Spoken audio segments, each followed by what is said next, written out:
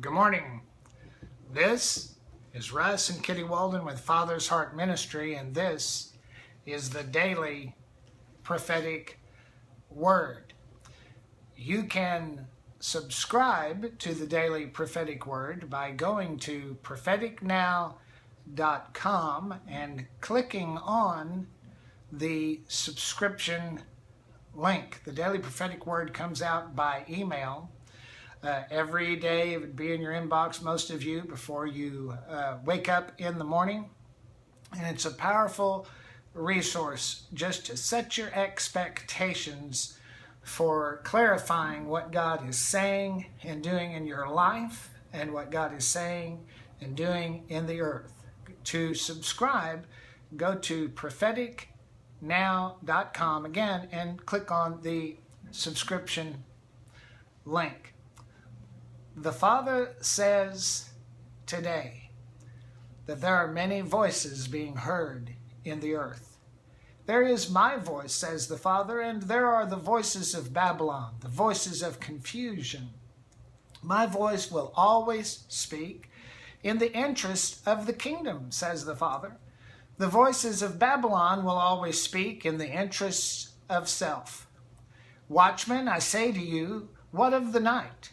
I am calling watchmen up in this hour to look to see, listen to hear, and sense to feel after what I am currently saying and doing in the earth. The intercession of those that have been planted in hope is being answered. The mantles of those who have served me and departed are coming down to earth, and many will experience my hand heavy upon them in a new way they have not known before. The voices of Babylon, the voices of confusion, are being heard in the second watch of the night, and you must exercise yourself to know the difference. The voices of Babylon and the voices of confusion always demand, what's in it for me? There is coming a rising crescendo of the voices of Babylon that will deafen many, and has deafened many to my still small voice that is speaking in the third watch of the night. Make it your determination that my voice, says the Father, is the only voice you will hear, and the only voice you will be an instrument of speaking.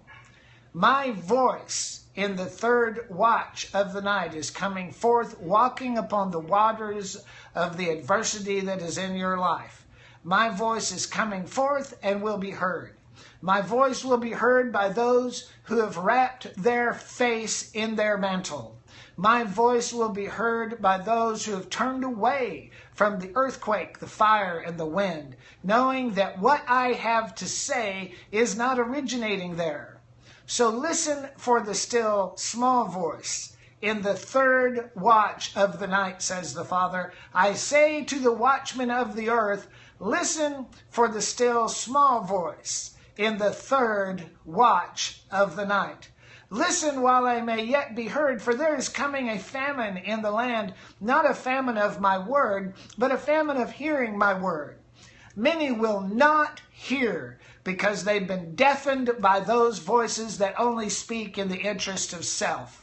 This is the voice that originated in the boughs of the tree of the knowledge of good and evil, and it still resonates today through everything that is of the earth, earthly. My voice is that voice that calls you up to who you are in me, and calls you up to fidelity to my kingdom and not to man, and calls you up to who I sacrificed heaven's darling for, that you might come up out higher and know that of all the nations of the earth, you are first and foremost my people, my chosen possession, called to speak my words and manifest my heart and my truth in the earth to a disobedient and a gainsaying people, crying out for the mercy from my hand, and my hand only, that can transform them and cleanse them and bring them to a place of transformation. What a powerful word, and what a timely word for what we see taking place in the earth.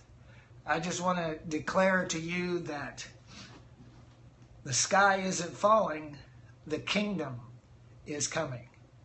Fear not. fear not the things that we see coming upon the earth, the voices that speak to us through the media and many other resources are defining what's taking place in the earth according to their own self-interest. Do not become the fodder for the fires that they are generating for their own aggrandizement. Listen to the voice of God that originates in your own heart. If there was ever a time that we need to hear what Jesus told the Pharisees when they asked him when the kingdom would come, he said, the kingdom of God doesn't come with observation. The kingdom of God is something that's on the inside of you. He said, when they say lo here or lo there, the world, the media, they always want you to look in their direction, want you to respond and invest your resources of time and energy into what they have to say.